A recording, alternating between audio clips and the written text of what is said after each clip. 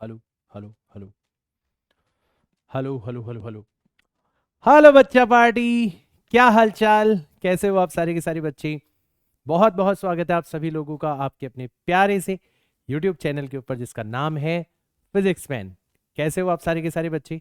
मैं उम्मीद करता हूँ आप सभी बच्चे एकदम स्वस्थ होंगे, एकदम मस्त होंगे और मेरे साथ में पूरे जोश के साथ में, पूरे एनर्जी के साथ में अपनी नीट और जेई मेंस की तैयारियों के अंदर व्यस्त होंगे, राइट।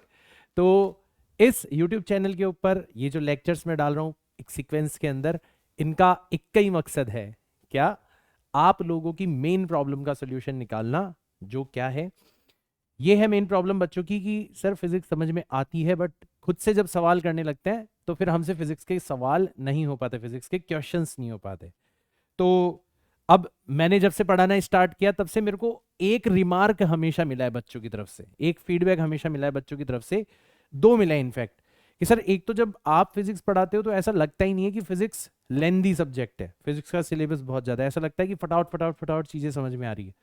और दूसरा जो रिमार्क मुझे मेरे टीचिंग करियर के अंदर मिला है वो ये है कि सर आपसे पढ़ने के बाद में एक तो मन करता है क्वेश्चंस करने का, क्योंकि आप एक फ्लो के अंदर पढ़ाते हो, एक सीक्वेंस के अंदर पढ़ाते हो।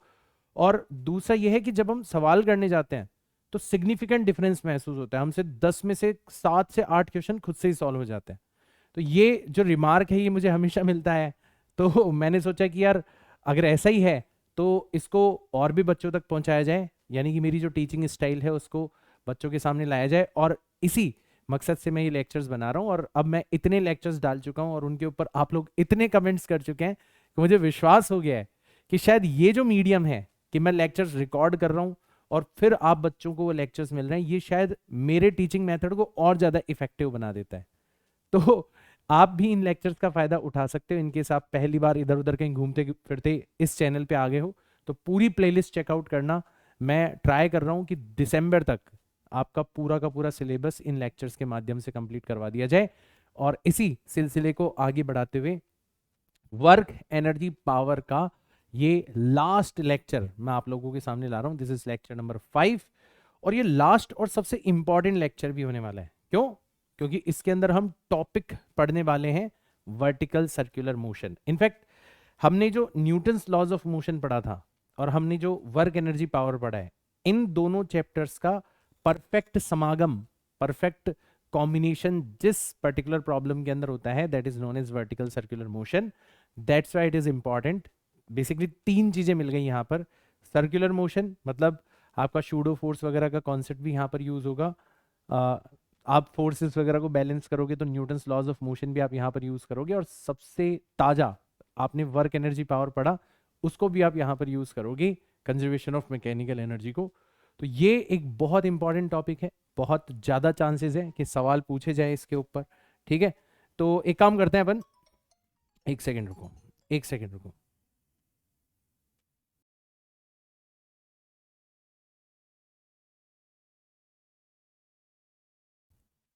ठीक है, तो वर्टिकल सर्कुलर मोशन के बारे में पढ़ेंगे जिसमें वेलोसिटी और टेंशन किस पॉइंट पर कितना होता है, मतलब अलग अलग पॉइंट्स के ऊपर आप देखोगे वेलोसिटी अलग अलग होती है, टेंशन फोर्स अलग अलग होता है।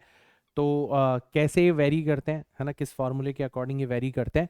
फिर हम स्पेशल केसेस देखेंगे वर्टिकल सर्कुलर मोशन के, और ये स्पेशल केसेस जो हैं ये नीट और जेईई मेंस के अंदर डायरेक्ट क्वेश्चन के तौर पर पूछे जाएंगे, तो आपकी स्पीड बहुत ज़्यादा इंक्रीज हो जाएगी। एंड ऑब्वियसली अगर आप मेरा लेक्चर देख रहे हो तो आपको ढेर सारे एग्जाम्पल्स तो मिलेंगे ही मिलेंगे, ठीक है ना।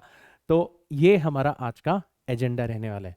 बाय द वे आप में से बहुत सारे लोग कंप्लीटली मुझ पर रिलाय करना चाहते हो, पूरी तरीके से अपनी फिजिक्स की प्रिपरेशन मेरे साथ में करना चाहते हो, तो मेरे सारे के सारे लेक्चर्स, है ना, जो यूट्यूब के ऊपर डाल रहा हूँ वो, और जो मैं वेबसाइट के ऊपर डालता हूँ स्पेशल लेक्चर्स, सब कुछ आपको एक ही प्लेस के ऊपर मिल जाएगा। डीपीपीज, मेरे नोट्स वगैरह सब कुछ मेरी वेबसाइट के ऊपर। तो ये एक छोटी सी प्यारी सी वेबसाइट है www.physicsman.in, इसको एक बार ज़रूर चेकआउट करना, क्योंकि यहाँ पर मैंने ट्राई किया है कि बच्चों को एक ऐसा डिस्ट्रैक्शन फ्री माहौल प्रोवाइड करवाया जाए और मेरा पूरा का पूरा कंटेंट प्रोवाइड करवाया जाए जिसको एक्सेस करके, जिसको यूज करके बच्चे 100% विथ गारंटी बोल रहा हूँ मैं, फिजिक्स के अंदर काफी अच्छा स्कोर कर सकते हैं नीट एंड जेई मेंस। ठीक है, तो इसको एक बार आप जरूर चेकआउट कर लेना, बता देना अपने दोस्तों वगैरह को। एंड शुरू करते हैं आज का हमारा लेक्चर। ठीक है, तो सबसे पहले बात करते हैं concepts of vertical circular motion. अब वर्टिकल सर्कुलर मोशन में मतलब ठीक है, हमारा एक सर्कुलर पाथ है और ये वर्टिकल प्लेन के अंदर है ना, वर्टिकल प्लेन के अंदर है, वर्टिकल प्लेन के अंदर है। तो चलो ठीक है, शुरुआत करते हैं कि हमारा जो ऑब्जेक्ट है वो कभी यहां पर रहा होगा और इसको आपने रस्सी से बांध रखा है। अब अगर आपने रस्सी से बांध रखा है तो इसके वेट को कौन बैलेंस कर रहा है? रस्सी के अंदर जनरेट होने वाला टेंशन फोर्स, ये यहां पर बैलेंस कर रहा है, ठीक है। अब ये जो टेंशन फोर्स है, ये जैसे जैसे आपका ब्लॉक मूव करता जाएगा, मूव करता जाएगा, मूव करता जाएगा, ये जो टेंशन फोर्स है ये वेरी करेगा, चेंज होता चला जाएगा, बदलता चला जाएगा, ठीक है। क्यों बदलता चला जाएगा? आप खुद ही नोटिस कर लो कि सर यहां तो पूरा का पूरा टेंशन फोर्स किसको बैलेंस कर रहा है? वेट को। बट यहां पर ऐसा नहीं है, यहां पर टेंशन फोर्स तो हो गया इधर की तरफ, वेट हो गया डाउनवर्ड डायरेक्शन में, और क्योंकि आपका ऑब्जेक्ट सर्कुलर मोशन कर रहा है तो हमें अवे फ्रॉम द सेंटर एक क्या लगाना पड़ेगा? सेंट्रीफ्यूगल फोर्स, शूडो फोर्स भी लगाना पड़ेगा। तो यहां पर थोड़ी सी चीजें बदल जाएगी। अब कैसे बदलेगी, क्या होगा, वो सब कुछ मैं आपको डिटेल में बताऊंगा, बट कहानी समझो पहले कि जब आपका ऑब्जेक्ट जिसको तुम रस्सी से बांध के वर्टिकल प्लेन के अंदर सर्कुलर मोशन करवा रहे हो, उसका हर पॉइंट पर जो टेंशन फोर्स डेवलप हो रहा है रस्सी के अंदर वो चेंज होता रहता है, बदलता रहता है। अच्छा, एक और चीज बदलती रहती है, वो है उस पर्टिकुलर ऑब्जेक्ट की वेलोसिटी। आप देखोगे जो लोअर मोस्ट पॉइंट है वहां पर वेलोसिटी सबसे ज्यादा होगी, और फिर जैसे जैसे आपका ब्लॉक ऊपर जाता जाएगा, ऊपर जाता जाएगा, ऊपर जाता जाएगा, उसकी वेलोसिटी कम होती चली जाती है। ऐसा भी होता है कि एक पॉइंट पर आकर वेलोसिटी जीरो हो जाती है और आपका पार्टिकल जो है वापस से लौट आता है। तो यहीं से खूब सारे स्पेशल केसेस बनेंगे। तो अगर हमें इन दोनों चीजों के बारे में पता पड़ जाए कि किसी पॉइंट पर वेलोसिटी कितनी है और किसी पॉइंट पर स्ट्रिंग के अंदर जो टेंशन फोर्स डेवलप हो रहा है वो कितना है, तो तुम्हें नहीं लगता कि हमारा वर्टिकल सर्कुलर मोशन का पूरा जो केस है वो हमारे लिए सिंप्लीफाइड हो जाएगा। तो एज अ हथियार आपको सिर्फ ये दो ही चीजें ध्यान में रखनी है। कौन कौन सी दोनों चीजें ध्यान में रखनी है? एक तो आपको ध्यान में रखना है कि वेलोसिटी एट एंगल थीटा।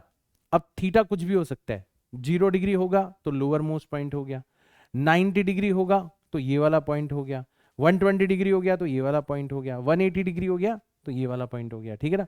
तो वेलोसिटी जो है वो किस तरीके से थीटा पर डिपेंड करती है, इसका एक सिंपल सा प्यारा सा फॉर्मूला है, V theta is equal to V naught का स्क्वायर, मतलब लोअर मोस्ट पॉइंट पर जो भी इनिशियल वेलोसिटी है उसका square, minus 2gl times 1 minus cos theta. अब ये कहां से आया ये आप जानना चाहोगे, वो मैं आपको बताऊंगा पूरा डिटेल के अंदर, ठीक है। और दूसरा जो हथियार हमें ध्यान में रखना है वो है टेंशन एट एंगल थीटा। किसी भी एंगल थीटा पर जो टेंशन फोर्स होगा वो कितना होगा, तो उसका भी आपको फॉर्मूला ध्यान में रख लेना है, M V naught square divided by L, मतलब ये लोअर मोस्ट पॉइंट पर लगने वाला सेंट्रीफ्यूगल फोर्स है, शूडो फोर्स है, and M G times 3 cos theta minus 2। ये दो फॉर्मूले आपको हैंडी मतलब याद होने चाहिए, ठीक है।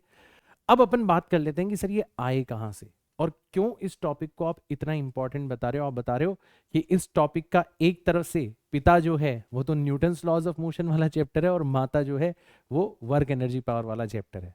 देखना आप दोनों का संयोजन, दोनों का समागम होता हुआ नजर आएगा इस टॉपिक के अंदर। देखते हैं ये दोनों चीजें कहां से आई है और फिर अपन आगे बढ़ते हैं, ठीक है ना। तो अब यहां पर सवाल उठता है कि भाई साहब ये आए कहां से, ठीक है, ये सब आया कहां से।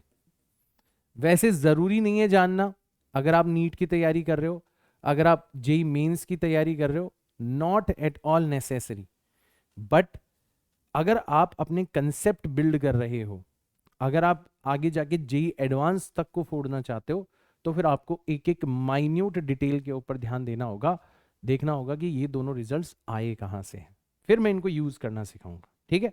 चलो, तो सबसे पहले देखते हैं कि ये वेलोसिटी वाला रिजल्ट कहां से आया, ठीक है। तो वेलोसिटी वाले रिजल्ट को एक बार थोड़ा सा एक्सप्लोर करने की कोशिश करते हैं, ठीक है।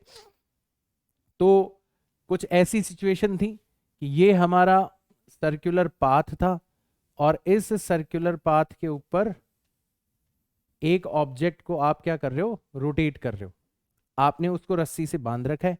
तो यहां पर आपका ऑब्जेक्ट है, ये हो गया सेंटर, सेंटर से आपने इसको रस्सी से बांध रखा है, और यहां पर जो आपने स्पीड दी है इसको, लोअर मोस्ट पॉइंट पर, वो स्पीड आपको गिवन है, कितनी है, वो स्पीड हो गई यहाँ पर v नॉट। ठीक है, इतनी स्पीड आपको गिवन है। अब इस स्पीड की वजह से इसको एनर्जी मिली। अब धीरे धीरे धीरे धीरे ये ऊपर जा रहा है और मान लो जाते जाते जाते ये कहां पर आ गया, थीटा एंगल पर आ गया, इस एंगल पर आ गया, ये एंगल हो गया आपका थीटा। अब इतना तो हमें हमारे एक्सपीरियंस से पता है कि जैसे जैसे ये ऊपर जाएगा वैसे वैसे इसकी पोटेंशियल एनर्जी बढ़ेगी, और अगर पोटेंशियल एनर्जी बढ़ेगी तो काइनेटिक एनर्जी कम होती चली जाएगी। मतलब यहां पर जो इसकी स्पीड होगी टेंजेंशियल डायरेक्शन के अंदर, इसको मैं लिख देता हूं वी थीटा। ये वी थीटा जो होगा ये बदल जाएगा, ये वी नॉट के कंपैरिजन में कम होगा अगर हम कोई एक्स्ट्रा एनर्जी नहीं दे रहे तो। ठीक, अब होगा कितना, तो यहां पर हम लोग क्या करते हैं, यहां पर हम लोग वर्क एनर्जी पावर का कॉन्सेप्ट यूज करने की कोशिश करते हैं। क्यों सर? क्योंकि वर्क एनर्जी पावर में हमने नोटिस किया था कि अगर कोई रेजिस्टिव फोर्स प्रेजेंट ना हो तो आपकी टोटल मैकेनिकल एनर्जी कंजर्व्ड रहती है। अब यहां पर कोई फ्रिक्शन तो है नहीं, कोई एयर रेजिस्टेंस तो है नहीं, इसका मतलब टोटल मैकेनिकल एनर्जी कंजर्व्ड रहेगी। इसको यूज करने का एक और फायदा है कि जब आप कंजर्वेशन ऑफ मैकेनिकल एनर्जी लगाते हो तो पाथ कैसा है वो डिपेंड नहीं करता, क्योंकि कंजर्वेशन ऑफ मैकेनिकल एनर्जी सिर्फ आप तभी अप्लाई कर सकते हो जब सारे के सारे फोर्सेस कंजर्वेटिव फोर्सेस हो, और कंजर्वेटिव फोर्सेस का जो वर्क डन है वो पाथ के ऊपर डिपेंड नहीं करता। ठीक है, तो हमें सिर्फ और सिर्फ इनिशियल और फाइनल कंडीशन से मतलब है, बीच में क्या हो रहा है उससे कोई मतलब नहीं है। तो अपन यहां पर क्या करते हैं, वर्क एनर्जी पावर में जो हमने कंजर्वेशन ऑफ मैकेनिकल एनर्जी पढ़ा था उसको यूज करते हैं। अच्छा, उसको यूज करने के लिए हमें इनिशियल कंडीशन में पोटेंशियल एनर्जी चाहिए होगी, इनिशियल कंडीशन में काइनेटिक एनर्जी चाहिए होगी, एंड सिमिलरली फाइनल कंडीशन के अंदर हमें पोटेंशियल एनर्जी और काइनेटिक एनर्जी चाहिए होगी। तो अपन एक काम करते हैं, यहाँ पर निकाल लेते हैं। तो सबसे पहले हम लोग इनिशियल के बारे में बात करते हैं। ठीक है, तो अगर हम इनिशियल पॉइंट की बात करें, ठीक है, at theta is equal to 0 degree, तो यहां पर आपकी काइनेटिक एनर्जी कितनी है? ठीक है, यहां पर आपकी काइनेटिक एनर्जी कितनी है? तो इसको हमने नाम दे दिया इनिशियल काइनेटिक एनर्जी। सर बहुत आसान है, इनिशियल काइनेटिक एनर्जी है half m into we naught का स्क्वायर, कोई दिक्कत ही नहीं है। अच्छा, मैंने कहा कि बताओ चलो यहां पर आपकी पोटेंशियल एनर्जी कितनी है इनिशियल, तो आप बोलोगे सर हम क्या करते हैं, इसी को रेफरेंस ले लेते हैं, और रेफरेंस पर पोटेंशियल एनर्जी हम कितनी मान लेते हैं, 0। तो इस लेवल पर हमने potential energy, gravitational potential energy 0 मान ली। ठीक है, तो ये पोटेंशियल एनर्जी हो गई हमारी 0। ठीक है, तो ये अब हमारा रेफरेंस लेवल हो गया। अब यहां से ऊपर जाओगे तो पोटेंशियल एनर्जी पॉजिटिव होगी, यहां से नीचे आओगे तो नीचे तो आएगा नहीं, पोटेंशियल एनर्जी नेगेटिव हो जाएगी, तो नेगेटिव तो हो नहीं सकती। तो अब अपन चलते हैं हमारी फाइनल कंडीशन के ऊपर। फाइनल कंडीशन मतलब क्या हो गया, एट एंगल थीटा। अब थीटा कुछ भी हो सकता है, 20 डिग्री 30 डिग्री कुछ भी हो सकता है। ठीक है ना, यहां पर अगर आपसे कोई पूछे कि बताओ भाई काइनेटिक एनर्जी कितनी है, तो इसको हमने नाम दे दिया फाइनल काइनेटिक एनर्जी। तो आप बोलोगे सर ये है half m into we theta का स्क्वायर, ये हमारी फाइनल काइनेटिक एनर्जी। और अगर कोई आपसे पूछे कि बताओ यहां पर पोटेंशियल एनर्जी कितनी है, तो आपको थोड़ा सा फिर दिमाग लगाना पड़ेगा। आपको ये देखना पड़ेगा कि यहां से आप कितना ऊपर आ गए। तो पहले आप यहां पर थे, इस लेवल पर थे पहले आप, और अब आप कहां पर आ गए, अब आप इस लेवल पर आ गए। यहां के कंपैरिजन में आप कहां पर आ गए, यहां पर आ गए। मतलब आप कितनी हाइट चढ़ चुके हो, आप कितनी हाइट चढ़ चुके हो, ये हो जाएगी आपकी h। अब ये h होगा कितना, देखो कैसे निकालेंगे। ये जो लेंथ है, रस्सी की जो लेंथ है वो कितनी है, l है, और यहां पर एक राइट एंगल ट्रायंगल बन रहा है, तो l का थीटा एंगल पर जो कंपोनेंट होगा, मतलब ये वाली जो लेंथ होगी, ये वाली लेंथ कितनी हो जाएगी, l cos थीटा हो जाएगी। और हमें कौन सी चाहिए, ये वाली चाहिए। तो आप बोलोगे सर पूरी लेंथ में से अगर l cos थीटा को माइनस कर देंगे तो हमें क्या मिल जाएगा, h मिल जाएगा। तो h की वैल्यू आ जाएगी कितनी, l minus l cos theta, ये हमारी वैल्यू आ जाएगी, इतनी हमारी वैल्यू आ जाएगी। और जैसे हमें पता पड़ गया कि हम यहां से इतनी हाइट पर जा चुके हैं, हम फाइनल पोटेंशियल एनर्जी निकाल सकते हैं। ये हो जाएगी m इंटू जी इंटू एच, और h की जगह लिखा जा सकता है m इंटू जी इंटू एल, कॉमन ले लेता हूं, 1 माइनस कॉस थीटा रह जाएगा आपका अंदर। ऐसे हमने फाइनल काइनेटिक और पोटेंशियल एनर्जी निकाल ली। अब हमारा काम आसान है, हम कंजर्वेशन ऑफ मैकेनिकल एनर्जी यहां पर यूज कर सकते हैं। और जैसे हम conservation of mechanical energy use करेंगे तो फिर हमें वी थीटा की वैल्यू पता पड़ जाएगी। चलो करते हैं यहां पर। तो कंजर्वेशन ऑफ मैकेनिकल एनर्जी, तो यहां पर इन दोनों का टोटल सम कितना है, half into M into we naught का स्क्वायर। और यहां पर फाइनल कंडीशन में इन दोनों का सम कितना है, half into M into we theta का square and plus M into ji into l times 1 minus cos theta, ये है। चलो सॉल्व करते हैं। तो देखो m से m तो कैंसिल आउट हो गया, 2 आ जाएगा एलसीएम, और ये वाली जो टर्म है उसको उधर भेज देते हैं। तो v थीटा की जो वैल्यू है वो आ जाएगी अपने आप रूट के अंदर v नॉट का स्क्वायर माइनस 2 इंटू जी into l times 1 minus cos theta, ये आपकी वैल्यू आ जाएगी। और यही हमारा रिजल्ट था, यही तो था हमारा result, V naught square minus 2gl times 1 minus cos theta. तो इस तरीके से आपने देखा कि यहाँ पर आप कंजर्वेशन ऑफ मैकेनिकल एनर्जी का यूज करके आसानी से वेलोसिटी का एक्सप्रेशन फाइंड आउट कर सकते हो। ठीक है, चलो ठीक है सर, वेलोसिटी तो आ गया। अब हमें बताओ टेंशन कहाँ से आएगा, है ना, टेंशन कहाँ से आया। तो उसके लिए हमें किसका कॉन्सेप्ट यूज करना पड़ेगा। देखो टेंशन एक फोर्स है, और फोर्सेस को एनालाइज करने के लिए हम लोग न्यूटन्स लॉज ऑफ मोशन का यूज करते हैं। ठीक है, तो हम देखेंगे कि ये वाली जो कंडीशन है ना, इस वाली कंडीशन में कौन कौन से फोर्सेस लग रहे हैं। चलो देखते हैं। तो ये वाली जो कंडीशन है, इस कंडीशन में एक फोर्स तो लग रहा है आपका इधर की तरफ। ठीक है, इसका नाम मैंने रख दिया कितना, टी थीटा रख दिया इसका नाम, है ना। एक फोर्स लग रहा है डाउनवर्ड डायरेक्शन में, डाउनवर्ड डायरेक्शन में लग रहा है एक, ये रहा, ये है इसका वेट, दैट इज mg। और एक फोर्स कौन सा लग रहा है, एक फोर्स लग रहा है अवे फ्रॉम द सेंटर, क्योंकि मैंने आपको बताया था कोई भी ऑब्जेक्ट जब सर्कुलर मोशन करता है तो वो हमेशा non inertial frame of reference होता है। तो उसके रेस्पेक्ट में उसी को जब एनालाइज करोगे तो आपको हमेशा क्या लगाना पड़ेगा, शूडो फोर्स लगाना पड़ेगा अवे फ्रॉम द सेंटर, और वो हो जाएगा मास इनटू जो भी वेलोसिटी है v थीटा उसका स्क्वायर डिवाइडेड बाय रेडियस, जिसको हमने लिखा है यहां पर l। ऐसा कुछ सीन बन रहा है यहां पर। अब आप देखोगे कि ये तीन फोर्सेस लग रहे हैं। अब हमें क्या करना है कि ये जो ऑब्जेक्ट है ये स्लो डाउन हो रहा है, मतलब धीरे धीरे धीरे धीरे इसकी वेलोसिटी जो है वो घटती चली जा रही है, इसकी स्पीड घटती चली जा रही है। तो हम अनुमान लगा सकते हैं कि इसके ऊपर जो नेट फोर्स लगेगा वो किस डायरेक्शन में लगेगा, टेंजेंशियल डायरेक्शन में लगेगा। क्यों, क्योंकि जो टेंजेंशियल डायरेक्शन में फोर्स लगेगा ना, वही इसके वेलोसिटी के अपोजिट होगा और धीरे धीरे धीरे धीरे वेलोसिटी को कम करता चला जाएगा। तो वो हमें यहां पर दिख भी रहा है। देखो अगर ये एंगल थीटा है तो ये वाला एंगल भी कितना हो जाएगा, थीटा।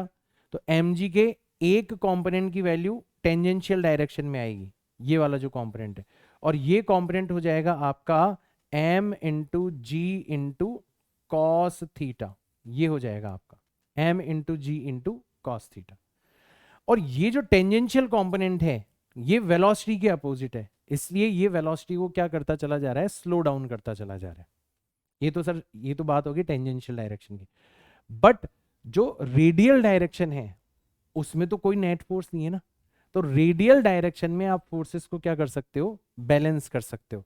तो mg का एक कंपोनेंट तो आया इधर टेंजेंशियल डायरेक्शन में, एक कंपोनेंट आएगा आपका रेडियल डायरेक्शन में, और इस कंपोनेंट की वैल्यू हो जाएगी कितनी, m इंटू जी इंटू कॉस थीटा। मैंने ये वाला कंपोनेंट गलत लिख दिया, थीटा एंगल पर जो कंपोनेंट होता है वो कॉस होता है, और तो थीटा एंगल पर जो कंपोनेंट होगा वो तो कॉस हो जाएगा, और जो दूसरा कंपोनेंट बचेगा वो हो जाएगा आपका साइन थीटा ना, तो इसको mg साइन थीटा कर लो, है ना, करेक्ट कर रहा हूं मैं अपने आप को।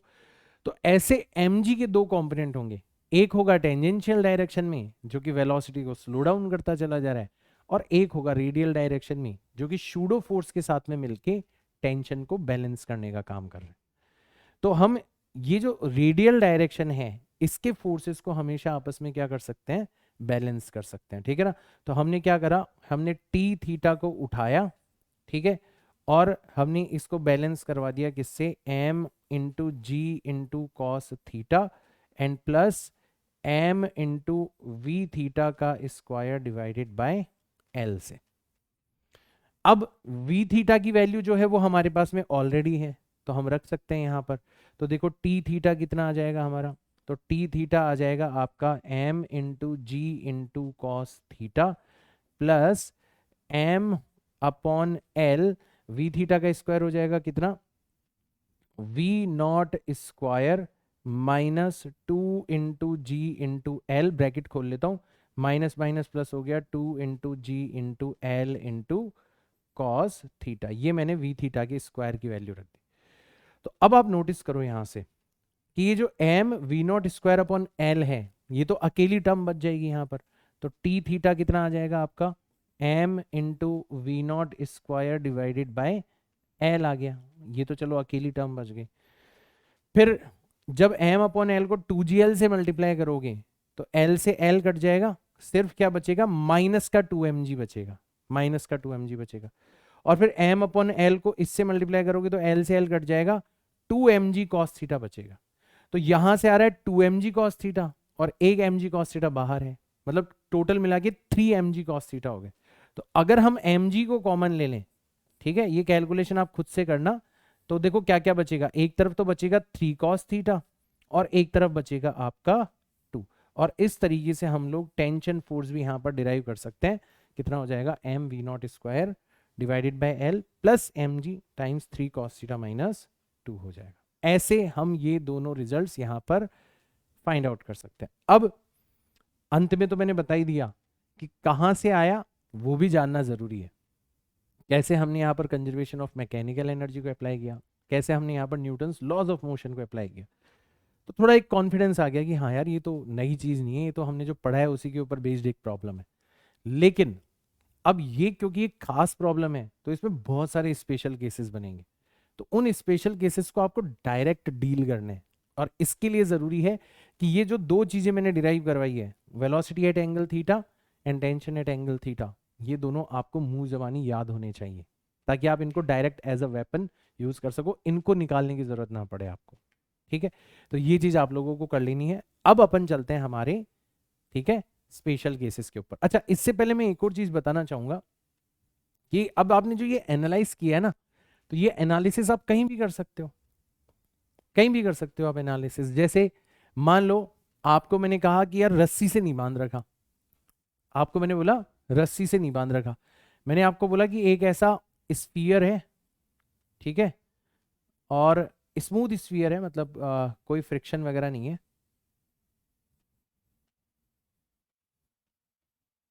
ठीक है, और इसके अंदर एक ब्लॉक रखा हुआ है ऐसे, ठीक है। अब आपने इसको रस्सी से नहीं बांध रखा, ठीक है। अब आप क्या करते हो, इस ब्लॉक को हिट करते हो और इसको कितनी वेलोसिटी देते हो, यहां पर आप यहां पर इसको v नॉट वेलोसिटी देते हो, v नॉट वेलोसिटी देते हो, और कोई फ्रिक्शन भी नहीं है।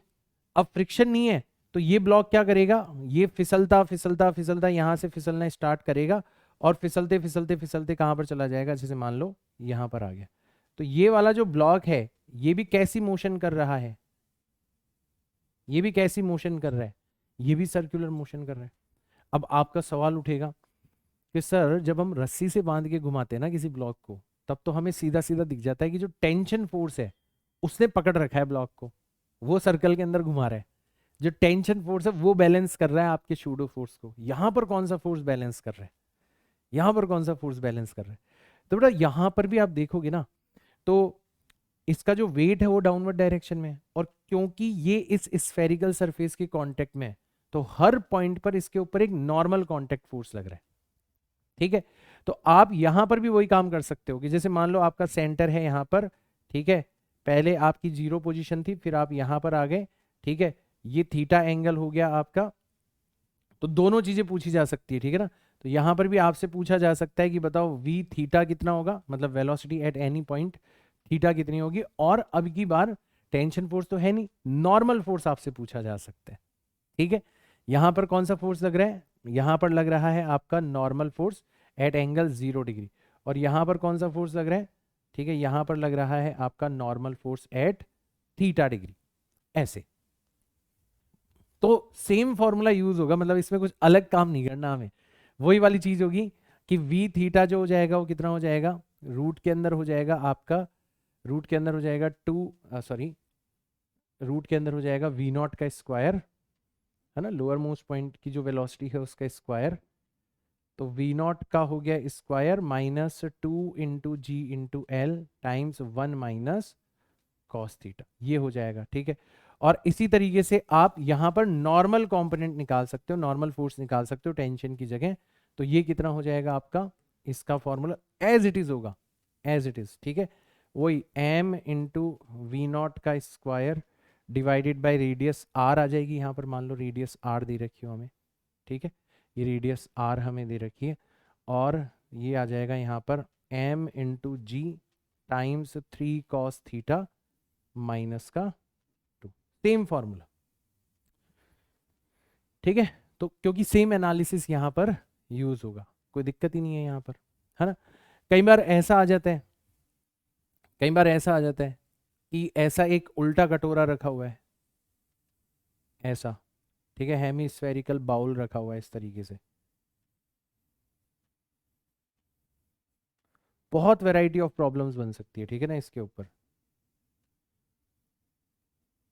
ठीक है। और अब की बार आपका जो ब्लॉक है वो कहां पर रखा हुआ है, वो टॉप मोस्ट पॉइंट पर रखा हुआ है, ठीक है, यहां पर रखा हुआ है। अब यहां से आपने इसको वेलोसिटी दी, यहां से आपने इसको क्या दी, वेलोसिटी दी, तो जैसे मान लो यहां पर आपने वेलोसिटी दी इसको v नॉट, अब की बार एंगल आप कहां से मेजर कर रहे हो, इस लाइन से मेजर कर रहे हो, यहां से आपने इसको वेलोसिटी दी, तो आप देखोगे ये कुछ टाइम तक तो जाएगा सर्कुलर मोशन के अंदर, फिर उसके बाद में क्या होगा, ये कांटेक्ट छोड़ देगा, उसके बाद में क्या होगा, उसके बाद में ऐसे सीधा का सीधा निकल जाएगा ऐसे, ठीक है।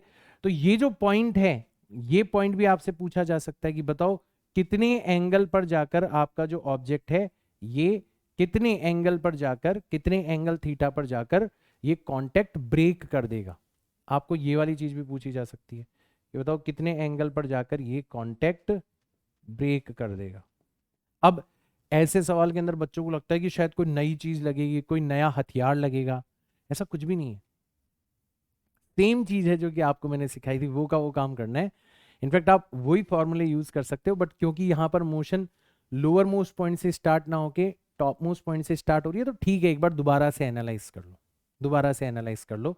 तो सबसे पहली बात वही, हम यहाँ पर कंजर्वेशन ऑफ मैकेनिकल एनर्जी लगाएंगे, और कंजर्वेशन ऑफ मैकेनिकल एनर्जी लगाएंगे तो जब यहाँ से आपका ब्लॉक यहाँ पर आ जाएगा, ठीक है, तो कितनी हाइट अब की बार नीचे जा चुका है, ये यहाँ पर आ गया ना ये, ठीक है, तो इतनी हाइट जो है, ये वाली जो हाइट है ये नीचे जा चुका है, और ये सेम होगी जो हमने निकाली थी कि ठीक है सर ये एल है, ये एल कॉस थीटा हो जाएगी, यहां से लेके यहां तक की हाइट जो है वो कितनी हो जाएगी, एल कॉस थीटा हो जाएगी, या आर कॉस थीटा लिख लो, ठीक है ना। तो ये वाली जो हाइट है, ठीक है, ये वाली हाइट है, ये हो जाएगी L minus L cos theta, पूरी एल में से हमने एल कॉस थीटा को माइनस कर दिया। तो वही वाली बात कि आपकी इनिशियल काइनेटिक एनर्जी कितनी है, इनिशियल काइनेटिक एनर्जी है half into M into we naught का स्क्वायर, और इनिशियल पोटेंशियल एनर्जी कितनी है, तो उसको मान लो आप 0। तो आपने अब की बार आपका रेफरेंस कहां पर लिया, टॉप मोस्ट पॉइंट पर लिया। अब वहां से आप नीचे जा रहे हो, कितना नीचे जा रहे हो, L minus L cos theta, तो आप फाइनल काइनेटिक एनर्जी निकाल सकते हो। तो फाइनल काइनेटिक एनर्जी तो हो जाएगी हाफ इंटू एम इंटू जो भी वी थीटा होगा ना उसका स्क्वायर, कुछ ना कुछ तो वेलोसिटी होगी होगी, और फाइनल पोटेंशियल एनर्जी कितनी हो जाएगी आपकी, तो ये हो जाएगी माइनस एम इंटू जी इंटू हाइट, तो हाइट हो जाएगी आपकी एल, ठीक है, माइनस एल कॉस थीटा, तो मैंने एल कॉमन ले लिया, अंदर रह गया आपका 1 माइनस कॉस थीटा। सेम चीज करनी, तो यहां पर भी टोटल, क्योंकि कोई फ्रिक्शन वगैरह तो है नहीं, तो टोटल मैकेनिकल एनर्जी को हमें क्या करना है, कंजर्व करना है। तो आपके पास में इनिशियल मैकेनिकल एनर्जी आ गई, आपके पास में फाइनल मैकेनिकल एनर्जी आ गई। अब आपको दोनों को क्या कर देना है, इक्वल कर देना है। चलो करो यहां से, तो यहां पर भी आप करोगे तो half into M into we naught का स्क्वायर किसके इक्वल आ जाएगा, half into M into we theta का स्क्वायर माइनस एम इंटू जी into l, minus minus plus हो गया, एम इंटू जी into l into cos theta, इसके इक्वल आ जाएगा। तो यहां से आप वी थीटा की वैल्यू निकाल सकते हो। कितना आएगा वी थीटा? तो एम तो कैंसिल आउट हो ही गया सभी जगह से, चलो सारी जगह से कैंसिल आउट हो गया, ठीक है। 2 अपना एलसीएम आ जाएगा और बाकी सबको उधर ले जाते हैं। तो यहाँ पर वी थीटा जो है वो कितना आ जाएगा? वो आ जाएगा कुछ इस तरीके से, वी नॉट का स्क्वायर, वेरी गुड, ठीक है। जो नेगेटिव टर्म है वो उधर जाकर पॉजिटिव हो जाएगी, ठीक है। तो अब की बार 2 इंटू जी इंटू एल, इसको आप कॉमन ले लोगे और अंदर बच जाएगा आपका 1 माइनस कॉस थीटा। तो अंतर क्या आ गया कि यहां पर आता था we naught square minus 2gl और यहां पर आ गया we naught square plus 2gl। क्यों? क्योंकि यहां पर वी नॉट अपन लेते थे लोअर मोस्ट पॉइंट, वहां से स्पीड घटती जाती थी घटती जाती थी घटती जाती थी। यहां पर हमने लिया है V naught top most point को, यहां से स्पीड बढ़ती जाएगी बढ़ती जाएगी बढ़ती जाएगी, इसलिए यहां पर पॉजिटिव आया, ठीक है। तो एक तो चीज आपको ये ध्यान में रखनी है। तो ऐसे केस में भी आप निकाल सकते, कुछ नया काम थोड़ी ना किया है, कोई नया काम नहीं किया, कंजर्वेशन ऑफ मैकेनिकल एनर्जी लगाया। और क्या कर सकते हैं कि सर नॉर्मल फोर्स का फॉर्मूला भी निकाल सकते हैं, जैसे आपने यहां पर निकाला था वैसे यहां पर भी निकाल सकते हैं नॉर्मल फोर्स का फॉर्मूला, ठीक है ना। कि सर वही बैलेंस करेंगे तो mg लगेगा आपका डाउनवर्ड डायरेक्शन में नॉर्मल लगेगा आपका, ठीक है, सरफेस के परपेंडिकुलर डायरेक्शन में। तो घूम फिर के बात वही आ जाएगी कि mg का एक कंपोनेंट जो है वो क्या कर रहा होगा? नॉर्मल को बैलेंस कर रहा होगा। बस यहाँ पे ये ध्यान रखना कि जब आप फ्री बॉडी डायग्राम बनाओगे तो कुछ ऐसा सिनेरियो बन रहा होगा कि mg लग रहा होगा आपका डाउनवर्ड डायरेक्शन में, ये रहा आपका m इंटू जी, ठीक है। इसका ये एंगल भी थीटा हो जाएगा, तो इधर वाला कंपोनेंट आ जाएगा आपका m इंटू जी इंटू कॉस थीटा आ जाएगा। और ये जो बढ़ाने का काम कर रहा है स्पीड को, वो हो जाएगा m इंटू जी इंटू साइन थीटा। तो सेम एनालिसिस है। पहले जब अपन लोअर मोस्ट पॉइंट से मोशन को एनालाइज कर रहे थे तो M G sine theta velocity को घटा रहा था, और जब अपन टॉप मोस्ट पॉइंट से एनालाइज कर रहे हैं तो M G sine theta velocity को बढ़ा रहे हैं, कोई दिक्कत ही नहीं है, ठीक है। और अब बात करते हैं किसकी? M G cos theta. तो ये जो कंपोनेंट है ये नॉर्मल फोर्स को क्या कर रहा है? बैलेंस कर रहा है। तो एक फोर्स तो है आपका नॉर्मल फोर्स एन थीटा, और एक फोर्स है आपका एम वी थीटा का स्क्वायर डिवाइडेड बाय एल। ये दो फोर्सेस आपके इस डायरेक्शन के अंदर लगे, तो ये दोनों मिलके एम जी कॉस थीटा से क्या हो रहे हैं? बैलेंस हो रहे हैं। तो यहां से आप बैलेंस भी कर सकते हो फोर्स को, ठीक है ना। तो जैसे आप फोर्सेस को बैलेंस करोगे तो बैलेंसिंग फोर्सेस, ठीक है, फोर्सेस को जब बैलेंस करोगे तो आप देखोगे N theta plus M into we theta का स्क्वायर डिवाइडेड बाय एल, ये किसके इक्वल आ जाएगा? ये आ जाएगा एम जी कॉस थीटा के इक्वल आ जाएगा। और वही वी थीटा की वैल्यू रख सकते हैं अपन यहाँ पर। तो वी थीटा की वैल्यू रखेंगे तो N theta plus M upon L V naught का स्क्वायर, ठीक है, and plus M upon L multiplied by 2gl times 1 minus cos theta, और इस तरफ m इंटू जी इंटू कॉस थीटा ऑलरेडी रखा हुआ है। तो सॉल्व कर लो n थीटा को। तो n थीटा कितना आ जाएगा आपका? n थीटा आ जाएगा, बस टर्म्स आपकी पॉजिटिव से नेगेटिव हो गई और बाकी कोई भी डिफरेंस नहीं है यहाँ पर। l से l चला गया तो वही 2mg बचा, ठीक है, माइनस का 2mg कॉस थीटा होगा। तो दोनों को उधर ले जाओगे तो क्या हो जाएंगे? जो 2mg इधर पॉजिटिव है वो तो इधर जाके नेगेटिव हो जाएगा, और जो माइनस का 2mg कॉस थीटा है वो इधर जाके पॉजिटिव हो जाएगा। तो आप क्या कर सकते हो? एम जी को कॉमन ले सकते हो, अंदर बच जाएगा आपका 3 कॉस थीटा माइनस 2, और ये जो टर्म यहाँ पर पॉजिटिव है ये यहाँ पर जाके क्या हो जाएगी? नेगेटिव हो जाएगी। एम वी नॉट का स्क्वायर डिवाइडेड बाय एल, इतना आपका नॉर्मल फोर्स हो जाएगा। अब आपको ये फाइंड आउट करना है कि किस पॉइंट पर कांटेक्ट ब्रेक होगा। तो जिस भी पॉइंट पर कांटेक्ट ब्रेक होगा ना, उस पॉइंट पर आपका नॉर्मल फोर्स क्या हो जाएगा? 0, क्योंकि नॉर्मल फोर्स तो तब तक ही लगता है ना जब तक कांटेक्ट हो, ठीक है। तो कांटेक्ट ब्रेक करने की कंडीशन क्या होती है? ठीक है, तो कांटेक्ट को ब्रेक अगर आपको करना है तो तो उसकी कंडीशन क्या होती है कि आपका एन थीटा क्या हो जाए, 0 हो जाए, नॉर्मल फोर्स कितना हो जाए, 0 हो जाए। और जैसे आप नॉर्मल फोर्स को 0 रखोगे, आपके पास में एक कंडीशन आ जाएगी, रखो 0। तो जैसे नॉर्मल फोर्स को 0 रखोगे तो आप लिख सकते हो कि एम वी नॉट का स्क्वायर डिवाइडेड बाय एल, ये किसके इक्वल आ जाना चाहिए, एम इंटू जी इंटू 3 कॉस थीटा माइनस 2 के इक्वल आ जाना चाहिए। मैंने इसको 0 रख दिया, नेगेटिव टर्म इधर आ गई, तो ये दोनों आपस में बराबर हो जानी चाहिए। और यहाँ पे आप देखोगे m से m कट जाएगा, ठीक है। और सिर्फ cos थीटा की वैल्यू निकालते हैं अपन, सिर्फ cos थीटा की वैल्यू निकालते हैं। तो cos थीटा की वैल्यू कितनी आएगी, तो ये आ जाएगा आपका v not square divided bye gl, है ना, g को मैं नीचे ले गया, फिर +2, ठीक है, +2, और ये हो जाएगा आपका पूरा का पूरा ब्रैकेट हो जाएगा 1/3, ठीक है। इतना आपका हो जाएगा cos थीटा, इतने एंगल के ऊपर आपका कांटेक्ट ब्रेक होगा। तो ये भी एक जनरल फॉर्मूला बन गया। जैसे एक क्वेश्चन आता है जिसमें आपको कहा जाता है कि आपका जो ऑब्जेक्ट है वो टॉप मोस्ट पॉइंट पर रखा हुआ है और इसको आप जस्ट स्लाइड करते हो। अब जस्ट स्लाइड करने का मतलब क्या हो गया कि आपने इसको जो वेलोसिटी दी है ना, इनिशियल वेलोसिटी, वो 0 है। वो कितनी है, 0 है, ठीक है। जस्ट स्लाइड करने का मतलब ये हो गया। तो जैसे आप वी नॉट की जगह 0 रखोगे, ठीक है, या तो वी नॉट दे दिया जाएगा या फिर आपको क्या कहा जाएगा, जस्ट स्लाइड। जस्ट स्लाइड का मतलब क्या हो गया, वी नॉट कितना हो गया, 0। जैसे 0 हो गया तो ये पूरी की पूरी टर्म 0 हो गई, तो सिर्फ क्या बचेगा, 2/3 बचेगा।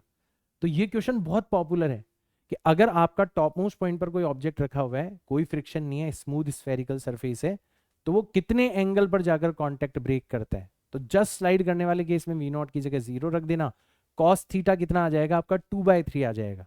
तो थीटा की वैल्यू कितनी हो जाएगी, कॉस इनवर्स 2/3 हो जाएगी। ये क्वेश्चन आपको डायरेक्ट मिलेंगे बेटा। और मैं बार बार इन क्वेश्चंस के लिए क्या कहता हूं कि आप समझो अच्छे से। मैंने एक एक चीज समझाई है, फोर्सेस को बैलेंस किया, सब कुछ है, ठीक है। वो मैं क्यों कर रहा हूं, आपका कॉन्फिडेंस बढ़ाने के लिए, कि मान लो आपको याद नहीं भी हो तो कुछ नया काम नहीं करना, जो स्टेप्स मैं आपको बता रहा हूं वही स्टेप्स आपको फॉलो करने, चाहे केस कुछ भी हो, ठीक है। वर्टिकल सर्कुलर मोशन का केस है, सेम चीज करनी है, कभी भी अटक जाओ, कंजर्वेशन ऑफ मैकेनिकल एनर्जी और फोर्सेस को बैलेंस, बस ये इतना ध्यान रखना, ये 2 काम करने हैं हमें तो, ठीक है। कभी भी अटक जाओ तो काम तो यहां पर भी हमने वही किया है, लेकिन क्योंकि ये क्वेश्चंस इतने पॉपुलर हैं, इतने पॉपुलर हैं कि बढ़िया रहेगा अगर आप इनको याद रख लो, बढ़िया रहेगा अगर आप इनको याद रख लो कि अगर वी नॉट 0 हो गया तो cos थीटा की वैल्यू कितनी हो जाएगी, 2/3, थीटा हो जाएगा cos इनवर्स 2/3। ये डायरेक्ट केस जो है ना, इतनी बार पूछा जा चुका है एग्जाम्स के अंदर जिसकी कोई हद नहीं है, आगे भी पूछा जा सकता है, इसी के ऊपर अलग अलग क्वेश्चंस बनते हैं। तो क्वेश्चंस भी मैं आपको करवाऊंगा, ऐसा नहीं कि ये करवा के काम खत्म, मैं तो बहुत सारे वैरायटी ऑफ क्वेश्चंस करवाऊंगा आपको, चिंता मत करो, ठीक है ना। स्पेशल लेक्चर जो आएंगे हमारे अब नेक्स्ट, उन स्पेशल लेक्चर्स के अंदर आप देखोगे कि जो हमने छोटे छोटे हथियार इकट्ठे करे ना, उनको कैसे आप बड़े बड़े क्वेश्चंस के अंदर, ढेर करने के अंदर यूज कर सकते हो उनको, ठीक है। थोड़ा मेरी गाइडेंस की जरूरत पड़ेगी, बट एक बार मेरी गाइडेंस में आप सीख गए तो फिर आप खुद करने लग जाओगे बड़े बड़े क्वेश्चंस बहुत कम समय के अंदर। बस ये छोटी छोटी चीजें आपको ध्यान में रखनी है, ठीक है। चलो, तो ये जस्ट केवल आपका कॉन्फिडेंस बढ़ाने के लिए कि रस्सी से बांध के घुमाओगे टेंशन फोर्स होगा, ठीक है। अगर कटोरे के अंदर घुमा रहे हो, मौत का कुआं खेल रहे हो, तो नॉर्मल फोर्स होगा टेंशन की जगह। अगर कटोरे के बाहर घुमा रहे हो तो कांटेक्ट ब्रेक होने की कंडीशन। कुछ भी पूछा जाए, अगर वर्टिकल सर्कुलर मोशन के साथ में डील कर रहे हैं, कभी भी अटक जाए, वैसे तो स्पेशल केसेस ध्यान में रखने, बट कभी भी अटक जाए तो कंजर्वेशन ऑफ मैकेनिकल एनर्जी लगाना है और फोर्सेस को बैलेंस करना है, इतना काम करना है आपको, ठीक। चलो, तो ये भी एक छोटा मोटा क्वेश्चन हमारा हो गया। अब आगे चलते हैं, इसको अपन बहुत अच्छे से एक्सप्लोर करेंगे, चिंता मत करो। अब अपन बात करते हैं स्पेशल कंडीशंस पर, कि हम जो लोअर मोस्ट पॉइंट पर वेलोसिटी दे रहे हैं ना, इसकी वैल्यू को धीरे धीरे बढ़ाते हैं, 0, फिर 0 से थोड़ी ज्यादा देंगे तो और ऊपर जाके आ जाएगा, फिर और वेलोसिटी देंगे तो और ऊपर जाके वापस आ जाएगा, और ज्यादा वेलोसिटी देंगे हो सकता है 90 डिग्री तक चला जाए, ठीक है। तो अब ये सारे के सारे केसेस हमें कहां से मिलेंगे, हमारे फॉर्मूले से मिलेंगे। भाई हमारे पास में वी थीटा का फॉर्मूला है ना, हम ये चेक करना चाहते हैं कि अगर आपका ऑब्जेक्ट 90 डिग्री तक जाकर वापस से आ जाए, इसका मतलब V90 theta is equal to 90 पर वेलोसिटी कितनी हो जानी चाहिए, 0। भाई हम यही तो चाहते हैं ना 90 तक जाकर वापस आ जाए, तो उससे हमें कंडीशन मिल जाएगी। ठीक है, आया समझ में? आया समझ में? जैसे मान लो मैं आपको कहना चाहता हूँ कि ये फॉर्मूला तो चलो आपके पास में है, ठीक है, ये रहा कि वी थीटा फलाना फलाना फलाना ये है, ठीक है। अब आप ये कहना चाहते हो कि सर हम लोअर मोस्ट पॉइंट पर कितनी वेलोसिटी दें, मतलब वी नॉट की वैल्यू क्या हो कि आपका ऑब्जेक्ट 90 डिग्री तक जाके वापस से आ जाए, 90 से आगे नहीं जाना चाहिए। इसका मतलब 90 डिग्री पर वेलोसिटी कितनी हो जानी चाहिए? 0। Theta is equal to 90 degree पर वेलोसिटी कितनी हो जानी चाहिए? 0।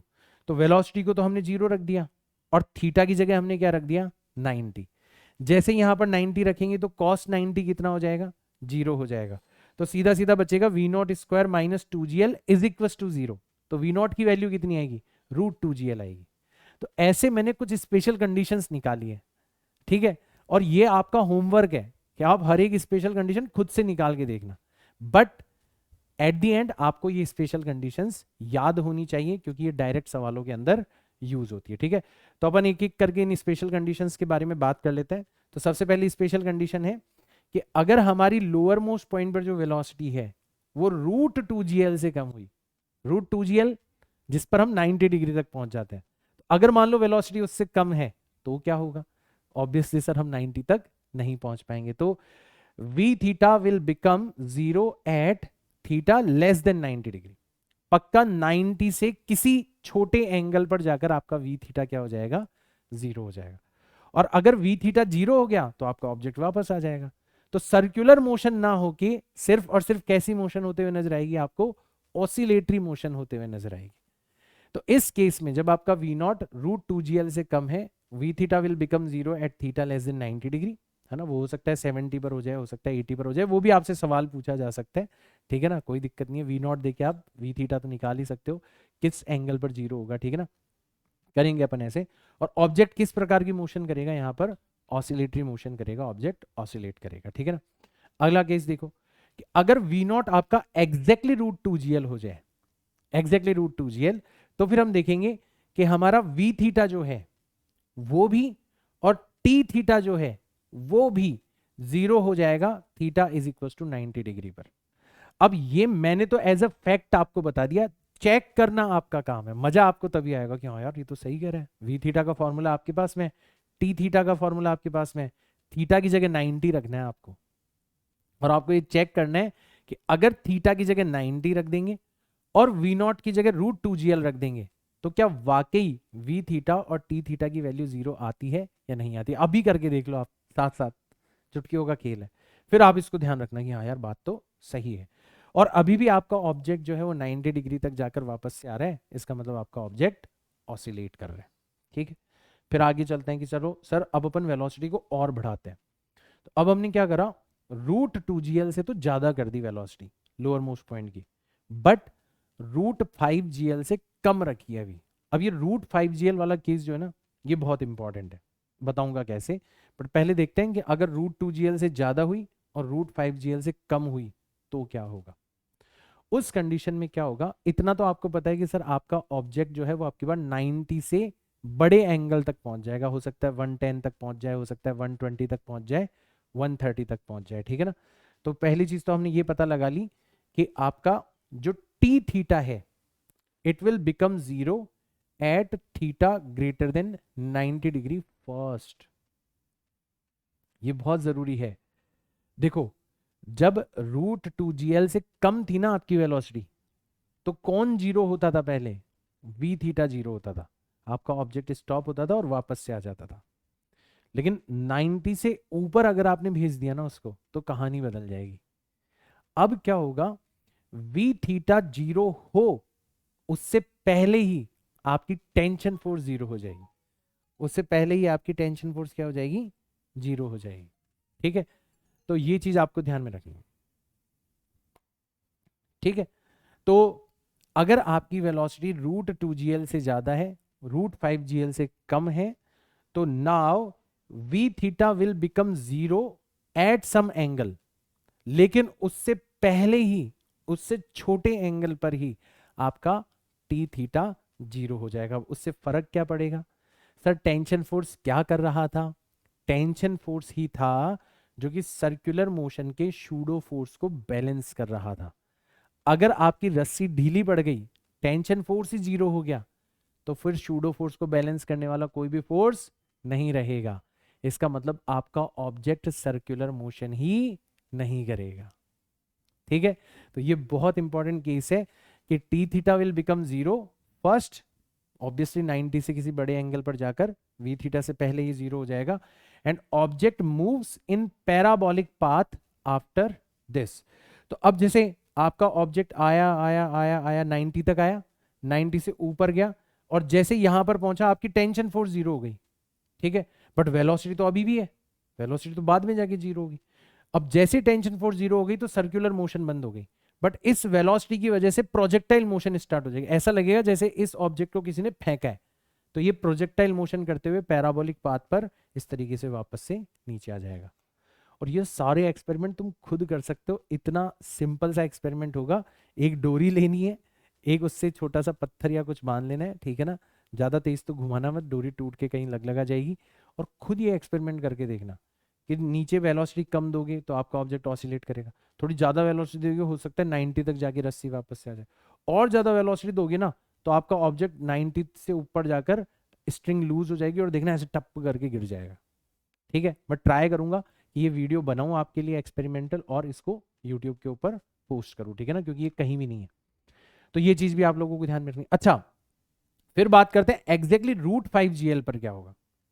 रूट 5GL पर क्या होगा कि आपका, और ये क्रिटिकल केस है वर्टिकल सर्कुलर मोशन का, रूट 5GL पर क्या होगा कि 180 डिग्री पर जाकर आपका टेंशन फोर्स जीरो हो जाएगा।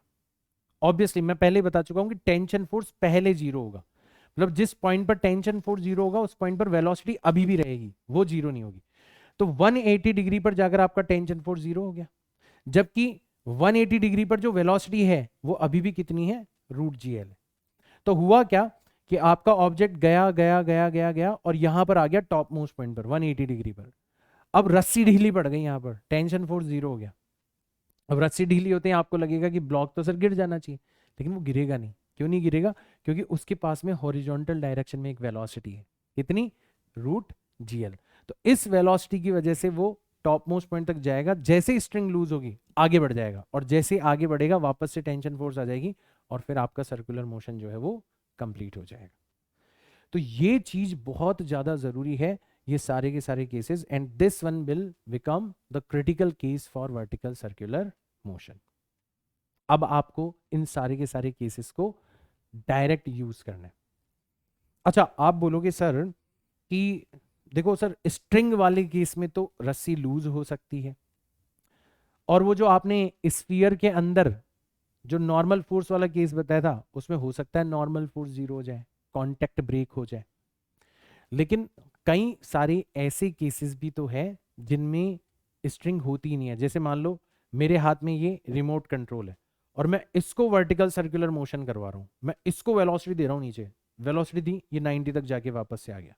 ठीक है, अब इसके केस में मैं तो रॉड को मूव करवा रहा हूं सर्कुलर मोशन के अंदर। अब रॉड का जो टेंशन फोर्स है वो तो जीरो हो ही नहीं सकता, वो तो जीरो हो ही नहीं सकता। इसका मतलब जो हमें इन दोनों केसेस में टेंशन हो रही है ना, कि सर वेलोसिटी जीरो हो, उससे पहले ही टेंशन फोर्स जीरो हो जाएगा, वो टेंशन खत्म हो गई। अगर आप ऐसी सर्कुलर मोशन के बारे में बात कर रहे हो जिसमें टेंशन फोर्स या फिर नॉर्मल फोर्स जीरो हो ही नहीं सकता, तो फिर ये दोनों केसेस जो हैं इनकी टेंशन आपकी खत्म हो गई। अब आपको सीधा सीधा ये देखना है कि वेलोसिटी कहां पर जीरो होगी, और आप इजीली जो आपके पास में फॉर्मूला है उसका यूज कर सकते हो कि 180 डिग्री पर जाकर वेलोसिटी जीरो हो जाएगी। कब? जब V0 की वैल्यू कितनी हो, रूट 4GL। तो उन केसेस में जो क्रिटिकल केस होगा वो रूट 5GL नहीं होगा, वो क्या होगा, रूट 4GL। क्योंकि रूट 4GL अगर तुमने वेलोसिटी दे दी ना लोअर मोस्ट पॉइंट पर, तो आपका ऑब्जेक्ट टॉप मोस्ट पॉइंट पर पहुंच जाएगा, वहां पर उसकी वेलोसिटी जीरो होगी। जस्ट क्रिटिकल केस बना, उससे हल्की सी ज्यादा दोगी तो सर्कुलर मोशन कंप्लीट हो जाएगा। सर टेंशन फोर्स के बारे में, नॉर्मल फोर्स के बारे में बात करनी ही नहीं है, क्योंकि वो तो जीरो हो ही नहीं सकता। सीधा सीधा हमें किसके ऊपर ध्यान देना है, वेलोसिटी के ऊपर ध्यान देना, ठीक है ना।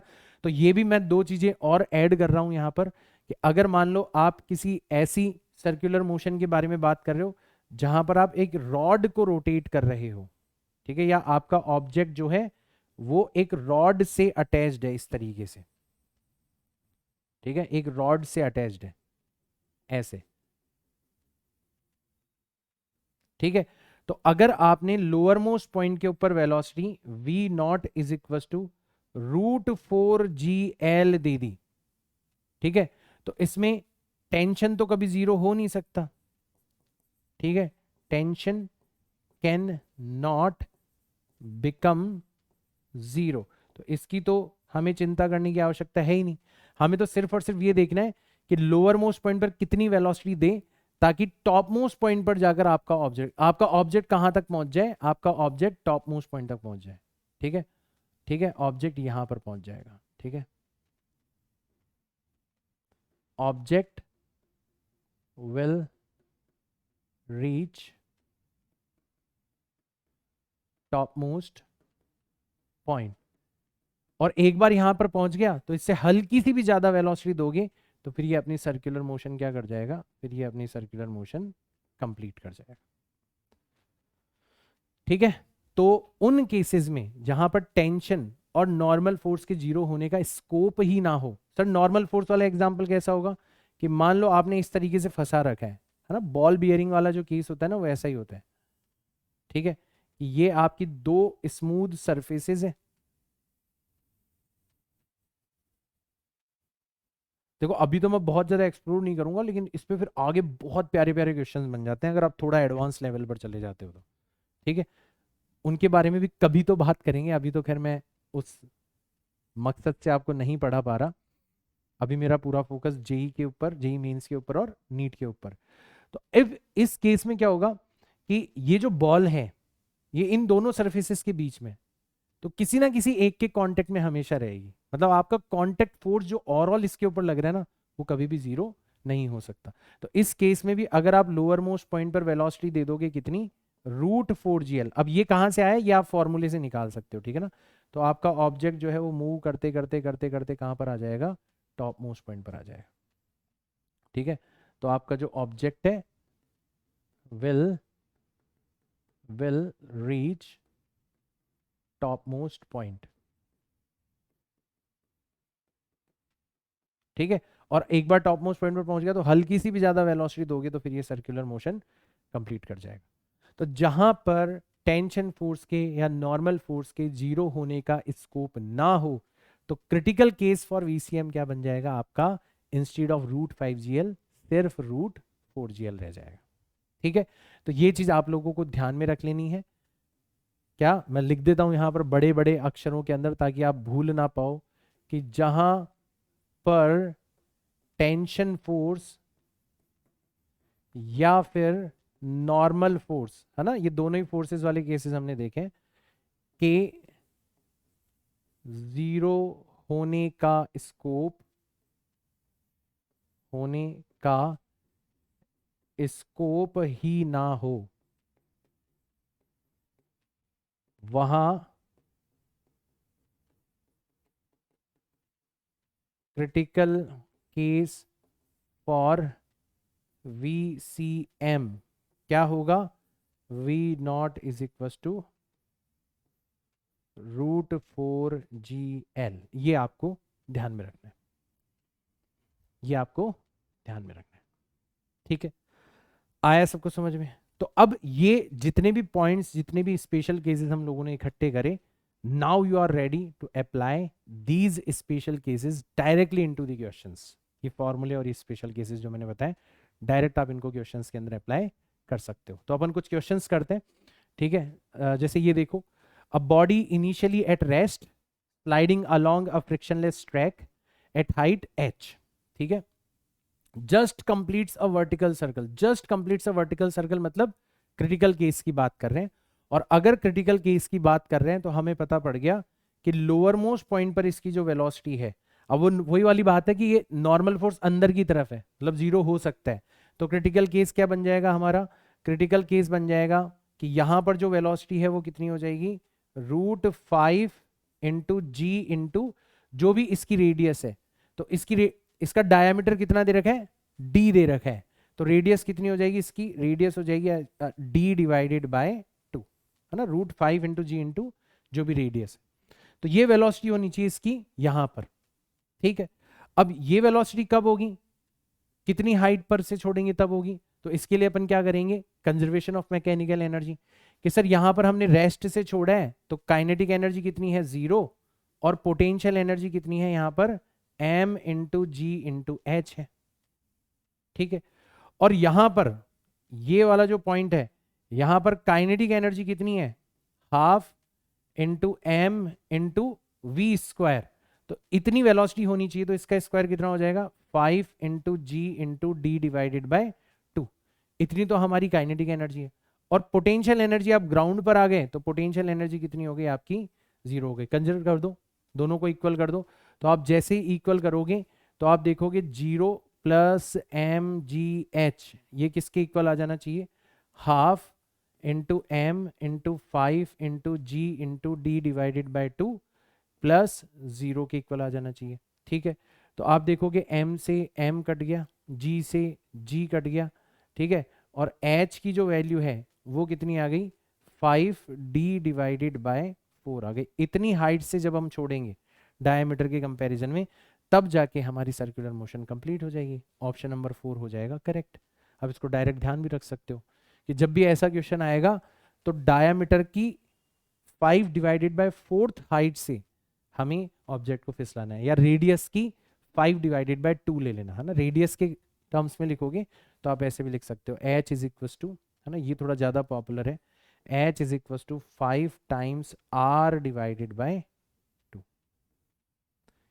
ठीक है भाई। d बाय 2 को आप क्या लिख सकते हो, रेडियस लिख सकते हो। तो दोनों तरीके से क्वेश्चंस पूछा जाता है, तो ऐसे सिंपल सिंपल से क्वेश्चंस आप बड़े आसानी से कर जाओगे। अब mass m is attached to the end of a rod of length l, आपकी बार रॉड से बंधा हुआ है ना। The mass goes around a vertical circular path with the, ये हो गया what should be the minimum velocity of mass at the bottom of the circle so that mass completes the circle. तो क्योंकि इसके अंदर स्कोप नहीं है tension force के 0 होने का, इसका मतलब क्रिटिकल केस कौन सा बन जाएगा, √4gl वाला बन जाएगा। ये देखो, pendulum bob has a speed of 3 metre पर second while passing through its lowest position, मतलब हमें v नॉट दे दिया गया है कितना 3 मीटर पर second. Length of the pendulum is 0.5, l हमें दे दिया गया है 0.5। Then its speed when it makes an angle 60 degree, theta हमें दे दिया गया है कितना 60 डिग्री, और हमसे पूछा गया है कि बताओ v थीटा कितना होगा। फॉर्मूला हमारे पास में है कि v थीटा जो होगा वो हो जाता है v नॉट का square minus 2gl times 1 minus cos theta, सबकी वैल्यू रख दो। तो v नॉट का करना है स्क्वायर, तो 3 का स्क्वायर कितना हो गया 9, माइनस 2 इंटू जी को ले लेते हैं 10, l कितना है आपका 0.5 है, और ये हो जाएगा 1 माइनस कॉस थीटा की जगह हमने रख दिया 60। कॉस 60 होता है आपका 1/2, तो 1 में से 1/2 गया तो कितना बचेगा 1/2 बचेगा, तो ये आ जाएगा रूट के अंदर 9 minus 2 multiplied by 10 multiplied by 0.5 multiplied by 1/2, 2 से 2 चला गया, 10 को 0.5 से मल्टीप्लाई करोगे तो 5, 9 में से 5 गए तो 4, तो √4 और √4 को सॉल्व करोगे तो 2 मीटर पर सेकेंड आपकी स्पीड रह जाएगी 60 डिग्री तक आते आते। ऑप्शन नंबर 1 हो जाएगा करेक्ट, ठीक है। डायरेक्ट क्वेश्चंस, ये देखो, weightless thread can withstand tension up to 30 newton, ठीक है। Stone of mass 0.5 kilogram is tied to it and is revolved in a circular path of radius 2 meter in a vertical plane. Then maximum angular velocity of the stone can be. तो आप ना tension का जो formula है उसको analyse करो, क्या होता है, टी थीटा होता है आपका m v नॉट का square divided by l plus M G multiplied by 3 cos theta minus 2, ये होता है फॉर्मूला। अब यहां से मैं आपको एक फैक्ट बताता हूं कि आपकी पता है मैक्सिमम टेंशन कब होगी, आपकी पता है मैक्सिमम टेंशन कब होगी, आप देखो।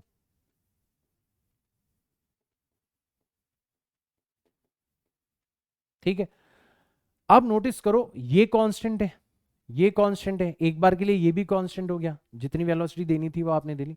तो सीधा सीधा किसके ऊपर डिपेंड कर रहा है, कॉस थीटा के ऊपर। जहां पर आपका कॉस थीटा मैक्सिमम होगा वहीं पर आपकी टेंशन फोर्स में मैक्सिमम होगी। और कॉस थीटा मैक्सिमम कब होता है, 0 डिग्री पर। कॉस जीरो की वैल्यू कितनी होती है, 1।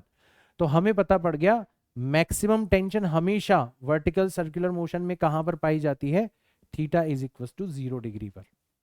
बहुत इंपॉर्टेंट चीज बता रहा हूं मैं आपको। तो आप डायरेक्ट भी ध्यान रख सकते हो कि जो भी आपकी मैक्सिमम टेंशन होगी वो कितनी हो जाती है, M V naught square divided by L plus M G 3 cos 0। Cos zero की वैल्यू कितनी होगी, 1। तो 3 - 2 करेंगे तो सिर्फ कितना बचेगा, 1 बचेगा, तो प्लस एम जी बच जाएगा, खत्म। ये आपकी मैक्सिमम टेंशन होती है। और रही बात, मैंने मैक्सिमम कर दिया मैक्सिमम, ठीक है ना। कोई पूछे कि बताओ टेंशन मिनिमम कब होगी, किस एंगल पर मिनिमम टेंशन होगी, बताओ वर्टिकल सर्कुलर मोशन के अंदर। ठीक है, तो जहां पर आपका कॉस थीटा मिनिमम होगा वहां पर टेंशन फोर्स भी मिनिमम हो जाएगी। कॉस थीटा की मिनिमम वैल्यू होती है 180 डिग्री पर, -1, घटते घटते घटते घटते -1। तो theta is equal to 180 degree पर आपकी टेंशन फोर्स की वैल्यू क्या हो जाती है, मिनिमम। और मिनिमम टेंशन होती कितनी है वो भी आप निकाल सकते हो। तो ये हो जाएगा M V naught square divided by L. Cos 180 degree की वैल्यू होती है -1, तो ये बन जाएगा -3 -2, तो ओवरऑल आ जाएगा माइनस का 5 mg।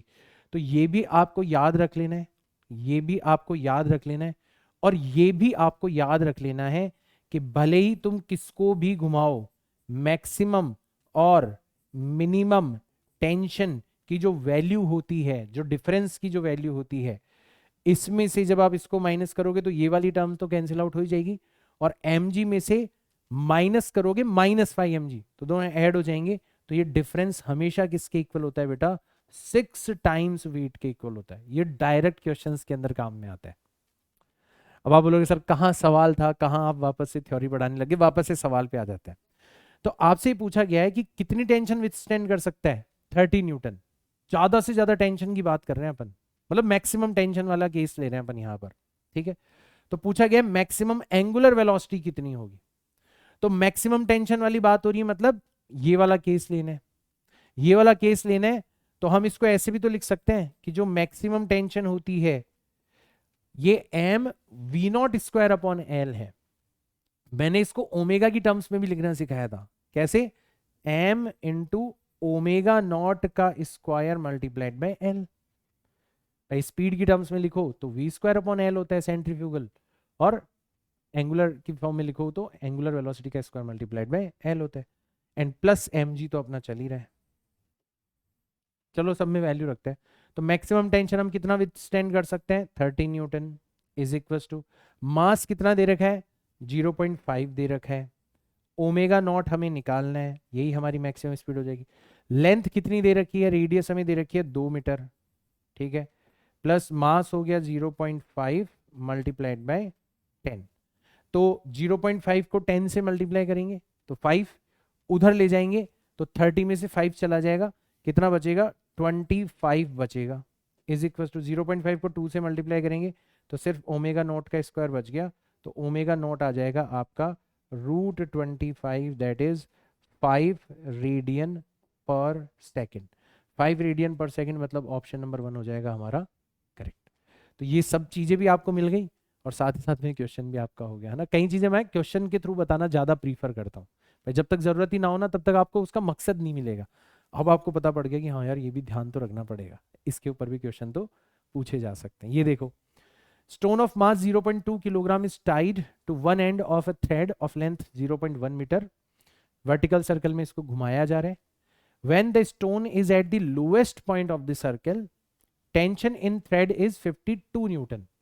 Then velocity of the stone will be, वही मैक्सिमम टेंशन वाली बात हो रही है कि लोएस्ट पॉइंट पर जो आपकी मैक्सिमम टेंशन है वो किसके इक्वल होती है, m इंटू लोएस्ट पॉइंट पर वेलोसिटी का square divided by length times plus mg, खत्म। तो लोएस्ट पॉइंट पर टेंशन फोर्स कितना दे रखा है, 52 न्यूटन दे रखा है। मास कितना दे रखा है, 0.2 दे रखा है। वेलोसिटी v नॉट आपको निकालनी है। लेंथ कितनी दे रखी है आपको, 0.1 मीटर दे रखी है, प्लस 0.2 मल्टीप्लाइड बाय 10। 0.2 को 10 से मल्टीप्लाई करोगे 2, इसको इधर लाओगे तो 52 में से 2 चला गया, 50 बच जाएगा। तो 50 इज इक्वल टू 0.1 से 0.2 चला गया, 2 टाइम्स वी नॉट का स्क्वायर। तो वी नॉट का स्क्वायर आ जाएगा आपका 25, तो वी नॉट आ जाएगा आपका 5 मीटर पर सेकेंड। ऑप्शन नंबर 2 हो जाएगा यहाँ पर करेक्ट। कितना आसान क्वेश्चन है, ठीक है। तो देखो आज का तो क्या है, समय इतना ही अलाउ करता है कि हमने बहुत मतलब सरफेस लेवल पर वर्टिकल सर्कुलर मोशन को अच्छे से समझ लिया है, जान लिया है, पहचान लिया है, उसके सारे हथियार, सारे स्पेशल केसेस दिमाग में बैठा लिए। अब आपको जो स्पेशल लेक्चर मिलेगा, उस स्पेशल लेक्चर के अंदर मैं बताऊंगा कि कैसे वर्टिकल सर्कुलर मोशन के जो ये स्पेशल केसेस है, इनको यूज करके अभी अपन निपटा रहे थे ना क्वेश्चंस को सेकंड्स के अंदर, वैसे मैं बताऊंगा कैसे कैसे क्वेश्चंस पूछे गए हैं पहले एग्जाम्स के अंदर और उनको आप कैसे विद इन सेकेंड्स निपटा सकते हो। ये वाले क्वेश्चन भी एग्जाम के क्वेश्चन थे और मैं आपको कुछ क्वेश्चंस करवाऊंगा और फिर हम इस चैप्टर को फाइनली कंक्लूड करेंगे और हमारे नेक्स्ट टॉपिक पर बढ़ जाएंगे, that is centre of mass and collision. वैसे अगर आप एनसीईआरटी के हिसाब से देखोगे तो कॉलिजन जो है वो वर्क एनर्जी पावर का ही पार्ट है, बट मैंने उसको एक अलग से चैप्टर बना दिया है, आप देखोगे वेबसाइट के ऊपर centre of mass and collision दोनों को मिक्स करके एक अलग से चैप्टर बना दिया है। तो उस चैप्टर के अंदर आपके हम लेक्चर्स अपलोड करेंगे स्पेशल लेक्चर्स के बाद में, है ना। हो सकता है एक स्पेशल लेक्चर हो सकता है 2 स्पेशल लेक्चर हो उसके बाद में, और स्पेशल लेक्चर आपको सिर्फ वेबसाइट के ऊपर मिलेंगे, क्योंकि स्पेशल लेक्चर से पहले वेबसाइट पर आपको कुछ डीपीपीज मिलेंगी, उन डीपीपीज को भी आपको सॉल्व कर लेना है, तब जाके आप स्पेशल लेक्चर के लिए तैयार होगे। मिलते हैं अपन नेक्स्ट क्लास के अंदर, तब तक के लिए tata bye bye, see all in next class, जय हिंद।